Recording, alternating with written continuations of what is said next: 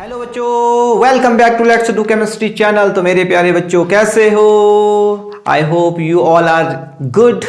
सो मेरे प्यारे बच्चों, आज हम डिस्कस करेंगे, जैसा कि आप जानते हैं हम हाइड्रोकार्बन से स्टडी कर रहे हैं chapter number 13, I mean class 11th का। ओके, लेक्चर नंबर ये 4th है। 3 लेक्चर हम कर चुके हैं। तो अगर आप इस चैनल पे अभी और इस वीडियो पे बिल्कुल नए हैं तो प्लीज़ 3 वीडियो जरूर देखिएगा, जिससे आपके एल्केन्स पूरा क्लियर हो जाएगा। आज जो हम डिस्कस कर रहे हैं वो डिस्कस कर रहे हैं एल्कीन्स पे। ओके, तो आज जानेंगे हम एल्कीन से क्या होते हैं। जैसे कि आप जानते हैं एल्कीन से क्या होते हैं, डबल बॉन्ड वाले। ओके, तो हम डिस्कस करते हैं। तो स्टार्ट करें प्यारे बच्चों, जल्दी से कॉपी पेन लेके स्टार्ट हो जाते हैं। ठीक है, तो हम आज डिस्कस क्या करने वाले हैं, एल्कीन। ये हमारा एल्कीन आज का टॉपिक है। ठीक है, तो जैसा कि हमें पता है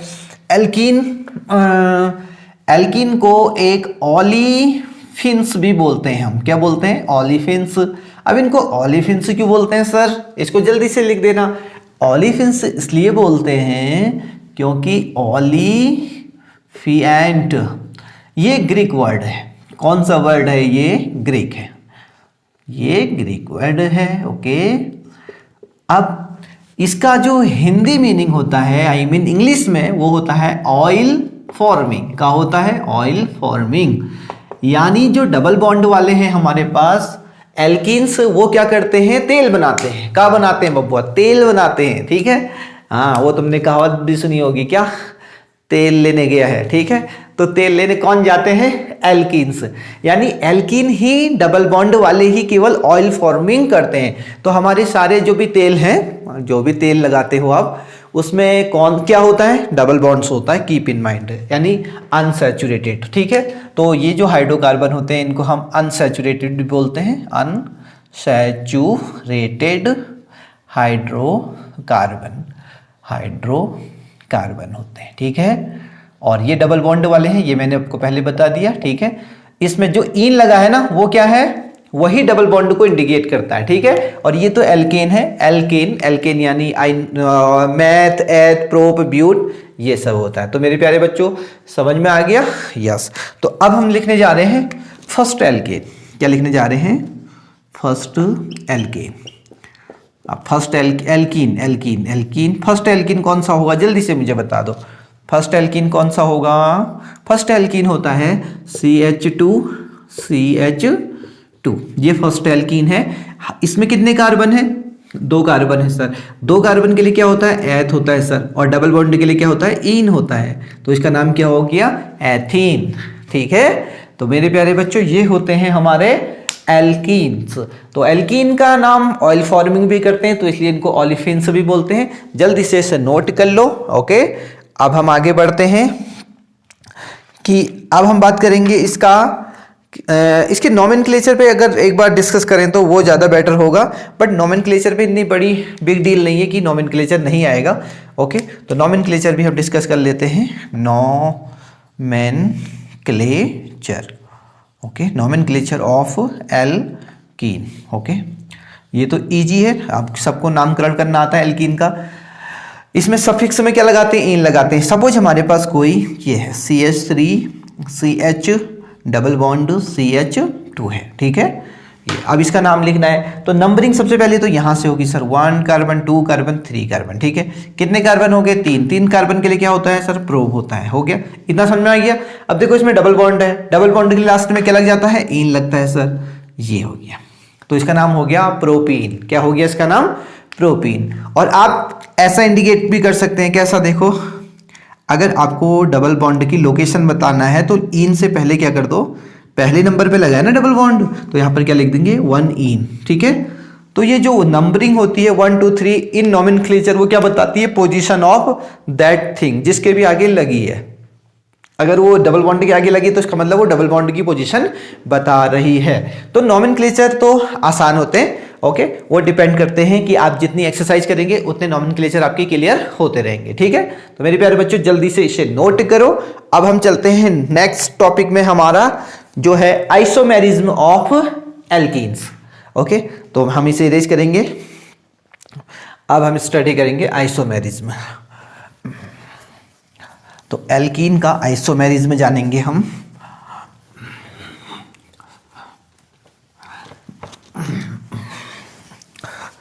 जिस्म से जान तक आइसोमेरिज्म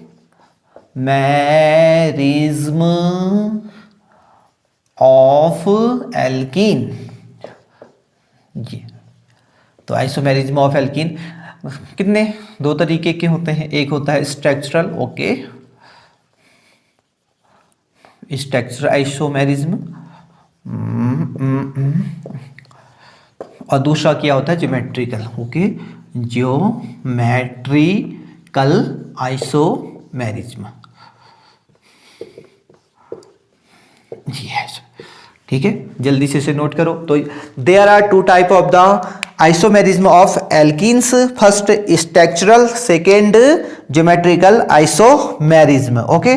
तो सबसे पहले हम डिस्कस करेंगे किसी एक पे, तो हम यहाँ इसी के नीचे लिखते हैं स्ट्रक्चरल आइसोमेरिज्म में, ठीक है, इसके नीचे। तो ये देखो क्या होता है, तो हम सबसे पहले एक CH2 double bond, CH single bond, CH2 CH हमने ये लिखा, ठीक है। इसका नाम क्या हुआ, नाम बता दो इसका जल्दी से। सर इसका नाम हुआ 1 carbon, 2 carbon, 3 carbon, 4 carbon. 4 carbon के लिए क्या होता है सर, ब्यूट होता है, ओके। तो ब्यूट बना दो जल्दी से, इसका नाम हो गया ब्यूट, ओके। डबल बॉन्ड कौन सी पोजीशन पे लगा है सर, ए फर्स्ट पोजीशन पे, तो क्या हो जाएगा डबल बॉन्ड ब्यूट 1N, ये हो गया, ठीक है। अब देखो सेकेंड स्ट्रक्चरल आइसोमेरिज्म बना रहा हूँ हमें, अब मैं डबल बॉन्ड की पोजीशन चेंज करूंगा, ठीक है। 1C यहाँ पर डबल बॉन्ड लगा दिया इस वक्त, ये देखो, ठीक है। तो यहाँ पर हो जाएगा CH3, यहाँ एक हाइड्रोजन, और यहाँ पर कितने हाइड्रोजन होंगे जल्दी बताओ। कार्बन 4 बॉन्ड बनाता है, तो एक बना चुका है, 3 हाइड्रोजन के साथ हो जाएगा, ठीक है। तो पोजीशन नंबरिंग करो, 1 2 3 4 हो गया। तो दूसरे नंबर पे क्या डबल बॉन्ड है ना, दूसरे नंबर पे डबल बॉन्ड है, तो इसका नाम हो गया, 4 कार्बन है, ब्यूट 2N, ये हो गया ब्यूट 2N। तो ये होते हैं स्ट्रक्चरल आइसोमेरिज्म, ओके मेरे प्यारे बच्चों। को डबल बॉन्ड की पोजीशन हम क्या कर रहे हैं, चेंज कर रहे हैं, उसकी वजह से जो स्ट्रक्चर में चेंज आ रहा है उसको क्या बोलेंगे हम, structural isomerism. One more we can make, okay. So C double bond C, यहाँ पर हमने CH3 कर दिया, ये भी हमने CH3 कर दिया, यहाँ हमने CH2 कर दिया। तो नंबरिंग अगर करें हम इसकी 1 2 3, ओके। तो इसका ये क्या हो गई, हमारी ब्रांच हो गई, ओके। सेकंड पोजीशन पे ब्रांच लगी है, 2 मेथाइल, और कितने कार्बन हो गए, प्रोपेन, प्रोप, और 1 पे क्या लगा है, ईन लगा है, तो ये हो गया ये है। तो मेरे प्यारे बच्चों सबसे पहले तो देखो ये ब्यूटीन है, ब्यूटीन का फॉर्मूला क्या होगा, C4, ओके, और H8 होगा। एल्कीन का फॉर्मूला मैंने नहीं बताया अभी आपको, है ना। तो एल्कीन का फॉर्मूला भी देखो, एल्कीन का फॉर्मूला होता है CnH2n, ओके। जितने कार्बन होंगे हाइड्रोजन उसके डबल होंगे।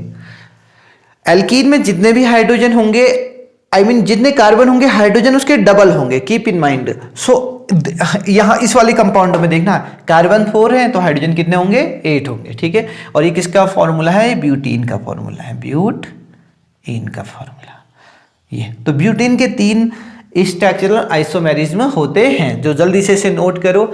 अब हम चलते हैं मेरे प्यारे बच्चों ज्योमेट्रिकल आइसोमेरिज्म में। किस में चलते हैं, ज्योमेट्रिकल आइसोमेरिज्म। तो geometrical isomerism there are 2 type, okay. तो पहले जल्दी से इसे नोट करो। अब हम चलते हैं ज्योमेट्रिकल आइसोमेरिज्म, इसको हम हटा देते हैं। ओ साला मैं तो साहा बन गया, ओहो हो, हाँ बन के कैसा तन, ये हमने करा ट। तो मेरे भाइयों बहनों ये होता है सिस आइसोमर, एक होता है सिस आइसोमर, दूसरा होता है मेरे प्यारे भाइयों बहनों ट्रांस आइसोमर। तो मेरे भाइयों बहनों ये हो गया ट्रिस और ट्रांस।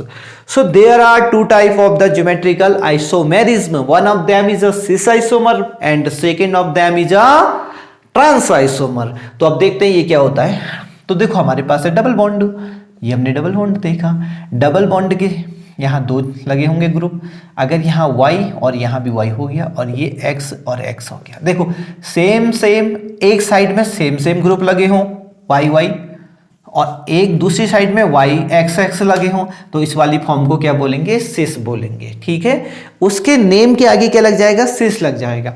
ऑन अदर हैंड, अगर ये हमने बनाया, सर बना दिया, अब यहां पर जो y लगा है इसके जस्ट अपोजिट यहां y लगेगा। ठीक है, ये तो इस वाली फॉर्म को क्या बोलेंगे हम, इस वाली फॉर्म को बोलते हैं ट्रांसफॉर्म बोलते हैं। कौन सी फॉर्म बोलते हैं, ट्रांसफॉर्म। तो मेरे प्यारे बच्चों ट्रांसफॉर्म और सिस फॉर्म आ गया, यस सर हमको आ गया, ये बहुत ईजी है सर, इसमें कौन सी बड़ी बात है जो हमको नहीं आएगा। तो अब मैं एक पर्टिकुलर एग्जांपल ले रहा हूं, ठीक है, एक पर्टिकुलर एग्जांपल। तो हम इसको इरेज करेंगे, पहले यहीं पर ले लेते हैं पर्टिकुलर एग्जांपल। तो इसको हटा देते हैं, आपने नोट तो कर लिया होगा, मैंने इसको इरेज कर दिया। यहाँ पर देखो CH3 लगा दिया और यहाँ भी क्या हो गया CH3 और यहाँ H और H। इसका नाम क्या हो गया रियल वाला, देखना 1 carbon 2 carbon 3 carbon 4 carbon, 4 carbon कितने होगा, ब्यूट होगा। और डबल बॉन्ड कहाँ लगा है, सेकंड पोजीशन पे, पहला कार्बन दूसरा कार्बन तीसरा कार्बन चौथा कार्बन। ठीक है, तो दूसरे पे क्या लगा है, ईन लगा है। ठीक है, ये तो इसके आगे क्या लग जाएगा, सिस लग जाएगा, ये हो गया सिस, ऐसे नाम हो गया। उसके आगे सिर पे क्या लग जाएगा, सिस लग जाएगा। यहाँ अगर ऐसा होता, देखना, हाँ यहाँ पर जो CH3 है इसका जो इसका CH3 है ये जस्ट क्या होगा, इसके अपोजिट होता। ओके, तो in this case, okay in this case इसके नेम के जो आगे क्या लग जाएगा, ट्रांस लग जाएगा। So name of this compound will be trans but two ene. So note it down my Chhotu Motu and Gotu, ये हो गया। So from here you can understand, you can see there are two type of the geometrical isomerism, one of them is a cis and second of them is a trans isomerism. So मेरे प्यारे बच्चों, I hope आपको समझ में आ गया होगा। आया कि नहीं आया, सर आ गया। तो ये होते हैं cis and trans isomerism। तो चलते हैं दूसरी तरफ, आप किस तरफ, प्रॉपर्टी ऑफ ज्योमेट्रिकल आइसोमेरिज्म की तरफ। तो इसे इरेज करते हैं सबसे पहले। ला ला तू भी हसीन मैं भी जबरदस्त मुंडा हूं, तू मस्त कुड़ी मैं भी जबरदस्त मुंडा हूं। ला ला ला ला ला ला ला। So next topic, put down the topic is the properties of कहाँ लिख रहे हो ये, एल्केन की थोड़ा ना, ज्योमेट्रिकल आइसोमेरिज्म। ओके, आइसोमेरिज्म ये हो गया प्रॉपर्टी। यानी सिस, जो सिस वाला आइसोमर है ना, उसकी प्रॉपर्टी और ट्रांस की प्रॉपर्टी सेम नहीं होती है, जबकि केमिकल फॉर्मूला सेम है। अगर तुम केमिकल फॉर्मूला देखो ना, तो दोनों में डबल बॉन्ड लगा है और कार्बन कितने हैं 4 हैं और H कितने हैं 8 हैं। यहाँ भी देखो C4H8 है, बट फिर भी क्या है, इनकी प्रॉपर्टी सेम नहीं होती है। जैसे हम लोग होते हैं ना, पूरा ह्यूमन, इस यूनिवर्स में जितने भी ह्यूमंस हैं उनके जो कंपोनेंट्स हैं, उनके जो ब्लड है, उनकी हेयर है, कुछ भी उनकी सब चीज़ें सेम ही हैं। ओके, जैसा आपकी बॉडी में जो चीज़ें होंगी वही मेरी बॉडी में भी होंगी, बट हमारा जो स्ट्रक्चर है, जो फिजिकल अपीयरेंस है वो डिफरेंट है ना। ओके, उसकी वजह से हमारी प्रॉपर्टी भी डिफरेंट हो जाती है, बट हमारा केमिकल कंपोनेंट तो सेम है। बिल्कुल ऐसे ही यहाँ भी सिस और ट्रांस, इनका स्ट्रक्चरल बिल्कुल फिजिकल अपीयरेंस से बिल्कुल डिफरेंट है। Structural isomerism, I mean geometrical isomerism अलग अलग है, बट केमिकल फॉर्मूला सेम होगा। उसकी वजह से इनकी कुछ प्रॉपर्टी डिफरेंट होती हैं, जिसको हम डिस्कस करने वाले हैं। ठीक है, तो सबसे पहले हेडिंग डालो, क्या हेडिंग डालनी है, properties of the geometrical isomerism. Okay, तो अब हम लिखते हैं, तो पहला जो टॉपिक पढ़ने वाले हैं हम, वह है मेल्टिंग पॉइंट। ओके, तो मेल्टिंग पॉइंट डालने वाले हैं। तो मेल्टिंग पॉइंट देखना क्या होता है। Melting point of trans iso is higher than cis isomer. ये देखो, जल्दी से इसे लिख दो। अब मेल्टिंग पॉइंट किसका ज्यादा होता है? ट्रांस वाले का। सर ये ट्रांस वाला कौन है? देखो ये है ट्रांस वाला, है ना। ट्रांस वाले का मेल्टिंग पॉइंट हमेशा ज्यादा होगा, तो इसको जल्दी से लिखो। अब ऐसा क्यों होगा वो भी मैं बता देता हूं आपको। इसका मेल्टिंग पॉइंट है melting point 134 kelvin. On other hand trans वाले का मेल्टिंग पॉइंट कितना है? 167 kelvin. Okay, note it down. Okay, तो यहां से तुम देख सकते हो इस डेटा से किसकी मेल्टिंग पॉइंट ज्यादा आ रहा है। ऑब्वियसली ट्रांस का, तो हमने लिखा भी है। लेकिन ट्रांस का मेल्टिंग पॉइंट ज्यादा क्यों है, इसको देखना है हमें, ठीक है। तो ऐसा क्यों होता है पता है? ऐसा इसलिए होता है, यहाँ पर सिस वाले का क्या है, मेल्टिंग पॉइंट 134 है, ठीक है। ऐसा इसलिए होता है ना क्योंकि it is not well pack in crystal lettuce. Okay, ये क्रिस्टल लेटिस में अच्छे से पैक नहीं हो पाते, जिससे इनका मेल्टिंग पॉइंट अच्छा नहीं होता है। ऐसा क्यों होता होगा? क्योंकि इसमें सिमेट्री नहीं है, ये अनसिमेट्री है। अनसिमेट्री मतलब होता है कि दोनों बड़े ग्रुप एक साइड जा रहे हैं, दोनों छोटे ग्रुप नीचे को आ रहे हैं, ठीक है। तो अनसिमेट्री की वजह से ऐसा होता है। किसकी वजह से होता है ये? अनसिमेट्री। तो सिस वाले केस में क्या होता है? अनसिमेट्री पाई जाती है मेरे प्यारे बच्चों। अनसिमेट्रिकल स्ट्रक्चर है किसका? सिस का। और जबकि ट्रांस का क्या है? सिमेट्रिकल है। ओके, तो सिमेट्री की वजह से ये सिमेट्रिकल इसका स्ट्रक्चर है। दैट्स व्हाई ट्रांस जो isomer is well packed in crystal lettuce. वो क्रिस्टल लेटिस में क्या होता है? बहुत अच्छे से पैक होता है, जिसकी वजह से उसका मेल्टिंग पॉइंट बहुत ज्यादा होता है। मेल्टिंग पॉइंट मतलब होता है कि जिस टेम्परेचर में वो मेल्ट हो रहा है, पिघल रहा है, ठीक है। तो अगर कोई बहुत ज्यादा आपस में अच्छे से पैक्ड होगा तो उसका मेल्टिंग पॉइंट ज्यादा होगा, ये तो हमें पता ही होता है। But right now you have to note it. Okay, जल्दी से इसको नोट कर लो। तो नोट हो गया मेरे प्यारे बच्चों? जल्दी से नोट किया, वेरी गुड। अब हम चलते हैं दूसरे फैक्टर में, ठीक है। दूसरा फैक्टर है सॉल्युबिलिटी का, जो आपको नोट करना है। सॉल्युबिलिटी। तो सॉल्युबिलिटी में क्या है कि जो सिस वाला होता है, cis isomer is more soluble than किसके बजाय? ट्रांस वाले के बजाय, ट्रांस आइसोमर। ये सिस वाला ज्यादा जल्द सॉल्युबल हो जाता है और ट्रांस वाला कम सॉल्युबल होता है। इसका रीजन बहुत ज्यादा, एक तो ये हो सकता है सिमेट्री वाला, अनसिमेट्रिक वाला भी हो सकता है केस, ठीक है। दूसरा एक और हो सकता है जो मेरी नजर में है, वो पता है कौन सा केस है? वो ये है डाइपोल वाला, डाइपोल मोमेंट।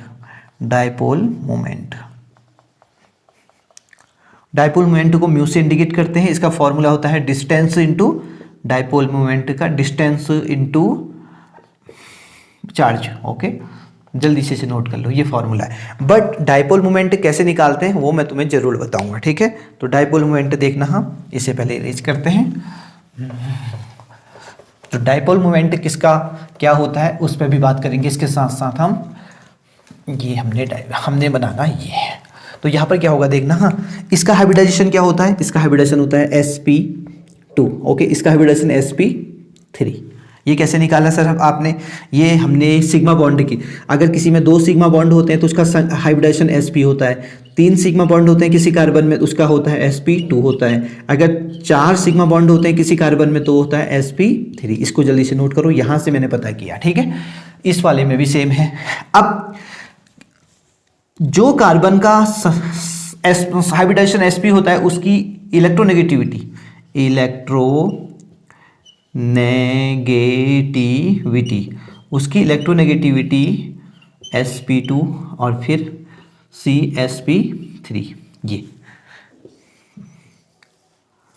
जिस कार्बन का हाइब्रिडाइजेशन sp होगा उसकी इलेक्ट्रोनेगेटिविटी हायर होगी, फिर अगर sp2 होगा फिर उसकी हायर, और सबसे कम इलेक्ट्रोनेगेटिविटी किसकी होती है? जिस कार्बन का हाइब्रिडाइजेशन sp3 होता है। क्या? sp3। इससे जल्दी से नोट डाउन करो। अब इस वाले केस में देखना, इसमें sp2 है तो ये सारे इलेक्ट्रॉन अपनी ओर खींच देगा, और यहां पर भी क्या करेगा? ये अपनी ओर खींच देगा, तो यहां पर क्या हो जाएगा? बैलेंस हो जाएगा। तो इसका जो डाइपोल मोमेंट आता है ना, 0 आता है, यानी ये नॉन पोलर हो गया। क्या हो गया? Non polar. Keep in mind, okay, don't forget it, ये नॉन पोलर हो गया। इस वाले में देखना, same here, the hybridization of this carbon will be sp2 and in this carbon will be sp3। So सारे इलेक्ट्रॉन कहाँ माइग्रेट हो जाएंगे? इस साइड, यहां भी माइग्रेट हो जाएंगे इस साइड। बट अब देखो यहां पर का जो इसने भी इधर को खींचा, इसने भी इधर को, इसका मोमेंट किधर को जाएगा? थोड़ा सा नीचे हो जाएगा। तो in this case dipole moment is not equal to 0। Dipole moment कुछ ना कुछ होगा, 0.30 dy, ओके। ये और डाइपोल मोमेंट अगर किसी का होता है तो पक्का वो क्या होता है? पोलर मॉलिक्यूल होता है। ये देखो यहां से ये पता चला। तो प्रॉपर्टीज में अगर बात करें तो डाइपोल मोमेंट सिस वाले का डाइपोल मोमेंट कुछ ना कुछ आएगा, बट ट्रांस वाले का डाइपोल मोमेंट ट्रांस वाले का हमेशा क्या होगा? 0 होगा। क्या होगा? हमेशा 0। अब डाइपोल मोमेंट अगर किसी का कुछ होगा तो वो पोलर मॉलिक्यूल से है, और पोलर मॉलिक्यूल्स पोलर में ही क्या होते हैं? डिजॉल्व होते हैं। डिजॉल्व लाइक हमने स्टडी किया है कि नहीं किया है? सर किया है। इसलिए जो सिस वाला है उसकी जो सॉल्युबिलिटी होती है वो ज्यादा होती है। सिस वाले की सॉल्युबिलिटी क्या होती है? ज्यादा होती है, because cis is polar form and polar can dissolve in polar solvent like water, and हम डिस्कस कर चुके हैं like dissolve like. So keep in mind always cis isomer is more soluble than trans isomer. So note it down, all these information is very important, so please note it down, okay. अब हम चलते हैं boiling point, which is last topic on this factor, that is properties of the geometrical isomerism. तो boiling point पे बात करेंगे हम। अब मेल्टिंग पॉइंट हमने बात कर दिया। ये 4 फैक्टर बहुत इंपॉर्टेंट हैं जो मैंने डिस्कस किए। अब हम करने जा रहे हैं चौथा फैक्टर है बॉइलिंग पॉइंट। बॉइलिंग पॉइंट मेरे प्यारे बच्चों, अगर समझ में आया तो लाइक करते हो जाना। Boiling point, okay. So boiling point of cis is higher than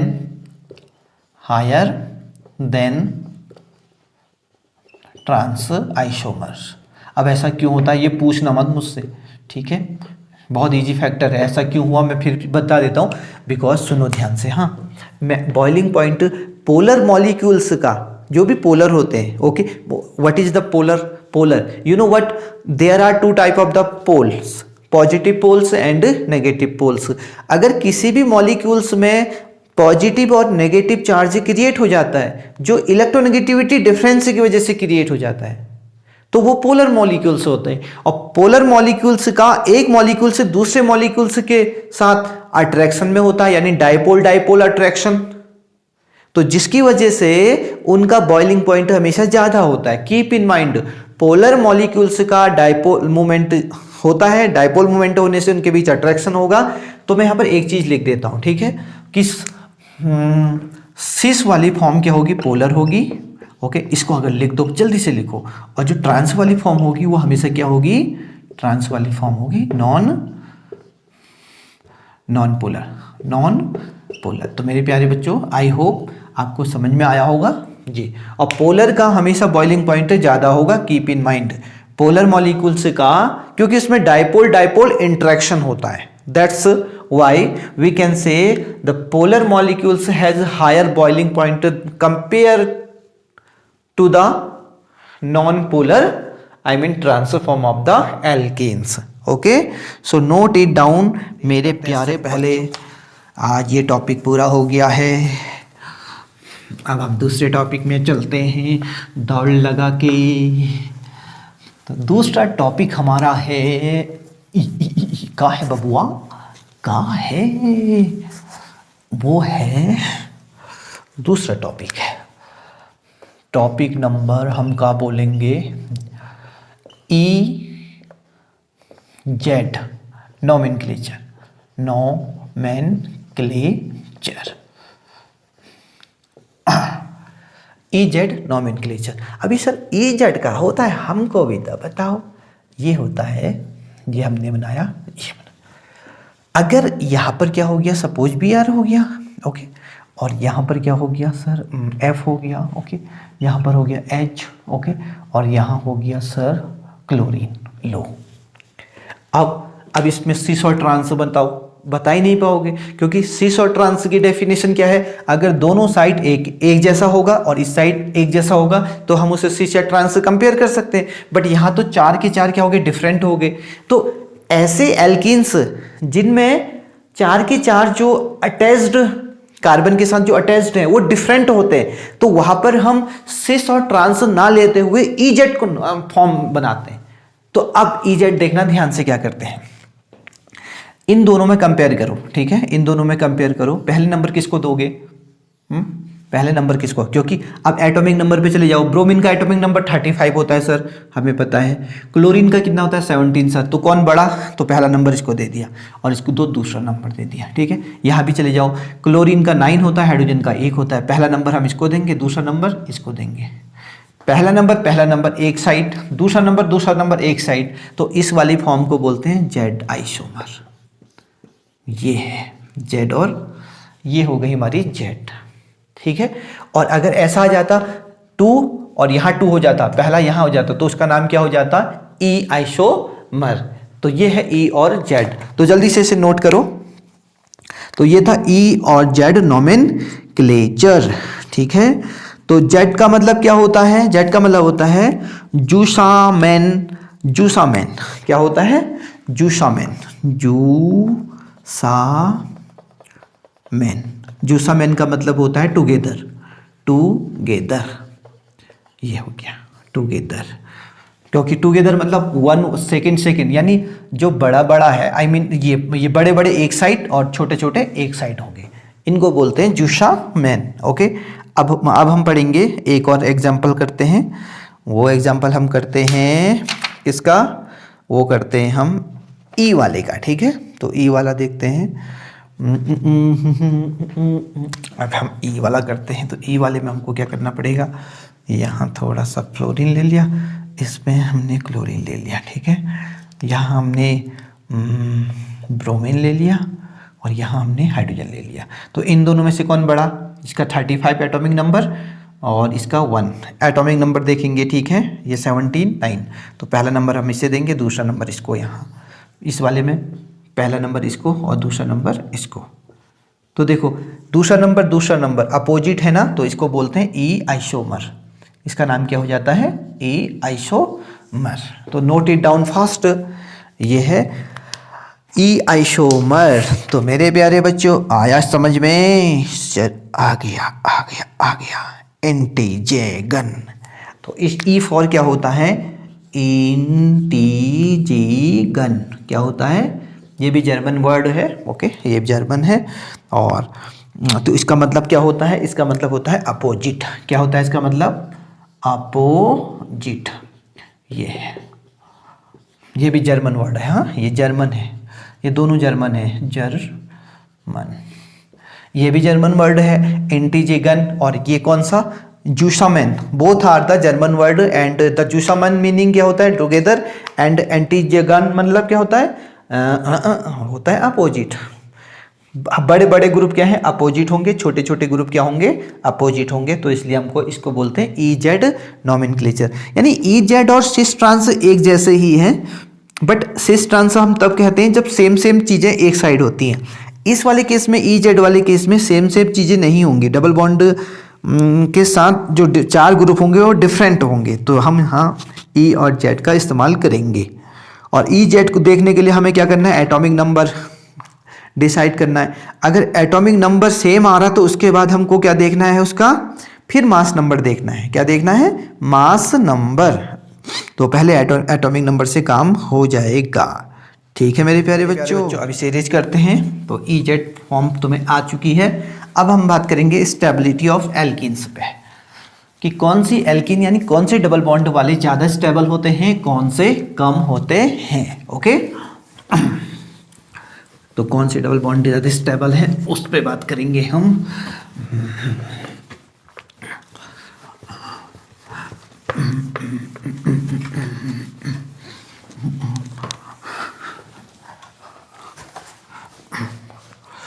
तो हमारा अगला टॉपिक है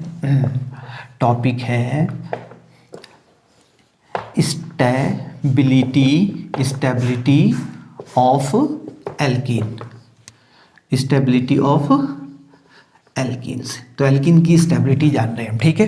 किस पे बेस है हमारा, हाइड्रोजिनेशन पे, हाइड्रोजिनेशन। तो हाइड्रोजिनेशन तो आपको पता ही है हम कैसे करते हैं हाइड्रोजिनेशन। देखना, ये हमारा डबल बॉन्ड है, ये और ये हमने किया। और हाइड्रोजनेशन एक एक्सोथर्मिक रिएक्शन होती है। हाँ, इसमें हीट निकलती है, एक्सोथर्मिक रिएक्शन है, ये एक्सोथर्मिक रिएक्शन है। इसमें हमने हाइड्रोजन के साथ रिएक्शन करते हैं और कोई कैटेलिस्ट डाल देते हैं। ये कैटेलिस्ट है, कैटेलिस्ट। ओके, तो कैटेलिस्ट डालने पर ये क्या बन गया, CH3। ये हमने हाइड्रोजनेशन किया। और यहाँ पर जो डेल एच आया -137 किलो जूल पर मोल आया, ये हो गया। तो अब दूसरा एक और करते हैं, ठीक है। अब हम करते हैं CH3CH double bond CH2 plus, इसका भी हाइड्रोजनेशन कर दिया हमने निकल की प्रेजेंस में, कैटलिस्ट है। ये बन गया CH3CH2CH3 बना। और यहाँ पर जो डेल एच आया वो कितना आया, -125.9 ये आया kilo joule, same unit same है, ये हो गया। ठीक है, अब ध्यान से देखना हाँ, कि हम this is a heat of hydrogenation. Okay, यानी हाइड्रोजनेशन करने में जो हीट निकली है, ठीक है, वो क्या करता है, इनवर्सली प्रोपोर्शनल टू क्या, स्टेबिलिटी ऑफ एल्कीन। ओके, इसको ध्यान देना है। ये देखो ध्यान से, अगर ये ज्यादा होगा, ठीक है, ये ज्यादा होगा तो उसकी स्टेबिलिटी क्या होगी, कम होगी। वो एल्कीन से क्या होगा, कम रिएक्टिव होगा, वो स्टेबल कम होगा, ठीक है। और अगर जैसे इन दोनों में से देखना है, 135 इसकी इतनी एनर्जी आई, इसकी कम आई, इसकी ज्यादा आई ना, तो इसका मतलब है यहां से हम ये लिख सकते हैं कि जो हमारा ये है क्या, ये हमारा क्या था, इथीन था, ठीक है, इथीन। और ये क्या था, प्रोपीन। ओके, तो यहां पर मैं क्या लिखूंगा, देखना, इसको ध्यान देना, ethene is less stable then propene, ये देखो, बस आपको कौन सा फॉर्मूला याद रखना है, ये फॉर्मूला इंपॉर्टेंट है कि हीट ऑफ हाइड्रोजनेशन, अगर हीट ऑफ हाइड्रोजनेशन करने में जो हीट अगर ज्यादा निकलेगी तो इसका मतलब है उस एल्कीन की जो स्टेबिलिटी थी वो कम होगी, ठीक है। तो यहां से हम इस ये क्राइटेरिया से हम पता कर सकते हैं कि which alkenes are more stable and which is not stable. So मेरे प्यारे बच्चों, आज हम इतना ही करेंगे। ओके, तो नेक्स्ट लेक्चर में हम डिस्कस करेंगे कि एल्कीन्स कैसे बनाते हैं, यानी प्रिपरेशन ऑफ एल्कीन्स। तो तब तक के लिए मुझे इजाज़त दीजिए, और उससे पहले हाँ, लाइक और शेयर और कमेंट करना बिल्कुल मत भूलिएगा। और अगर हमारे चैनल पे बिल्कुल नए हैं तो काला बटन दबा के जाइएगा, जिससे हमें मोटिवेशन मिलता है। और कमेंट करना प्लीज़ मत भूलना, ठीक है। तो मिलते हैं आपसे, आपके पीके सर। खुदा हाफिज़। Okay, happy learning. जय हिंद, जय भारत।